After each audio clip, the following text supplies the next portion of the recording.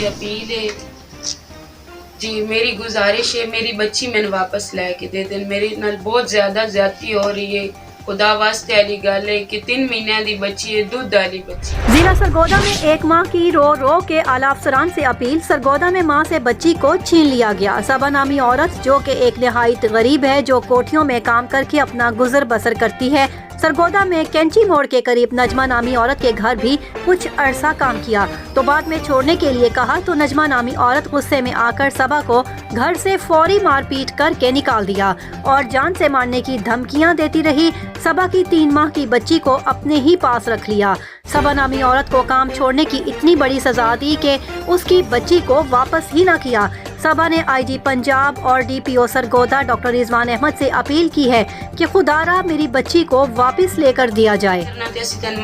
धमकावन की कोशिश की ने, मारन की कोशिश की ने, मारे भी ये ने ते जिस मैं उन्हां कोल तंग पै के मैं आख्या कि मैं इत्थे नहीं रहना चाहती ते उन्हां आख्या कि ਅਸੀਂ ਤੈਨੂੰ ਜਾਨੋਂ ਮਾਰ ਛੱਡੀਏ।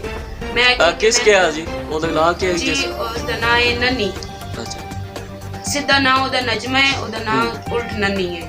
ਕਿਸੇ ਮਰਦ ਵੀ ਮਾਰਿਆ ਤੁਹਾਨੂੰ ਜੀ? ਉਹਦਾ ਨਾਂ ਕਿ ਵਸੀਮ, ਅੱਛਾ ਜਿਹੜਾ ਉਹਦਾ ਬੰਦਾ ਹੈ, ਅੱਛਾ ਉਹਨਾਂ ਮਾਰਿਆ ਵੇ ਤੇ ਉਹਨਾਂ ਮੇਰੇ ਕੋਲ ਬੱਚੀ ਵੀ ਖੋ ਲਈ ਹੈ ਤੇ ਇਸ ਦੀ ਵਜ੍ਹਾ ਤੋਂ ਉਹਨਾਂ ਮੈਨੂੰ ਘਰੋਂ ਕੱਢ ਦਿੱਤਾ। ਫਿਰ ਮੈਂ ਆਈ ਹਾਂ ਆਪਣੀ ਖਾਲਾ ਕੋਲ। ਦਿਨੇ ਕੱਢਿਆ ਰਾਤੀ ਕੱਢਿਆ ਕਰੋ ਜੀ?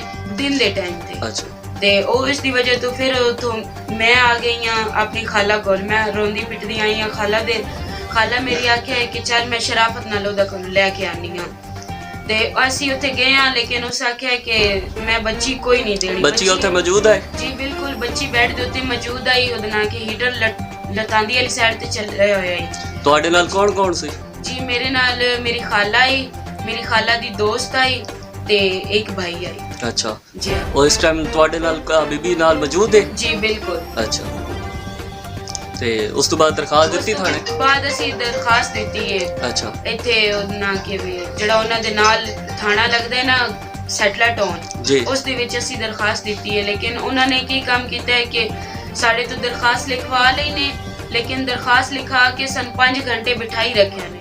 ਮੇਰੀ ਡੀਪੀਓ ਸਰਗੋਦਾ ਅੱਗੇ अपील है जी, मेरी गुजारिश है मेरी बच्ची मैंने वापस लैके दे देन। मेरे नाल बहुत ज़्यादा ज़्यादती हो रही है। खुदा वास्ते वाली गल है कि 3 महीने की बच्ची है, दूध वाली बच्ची है।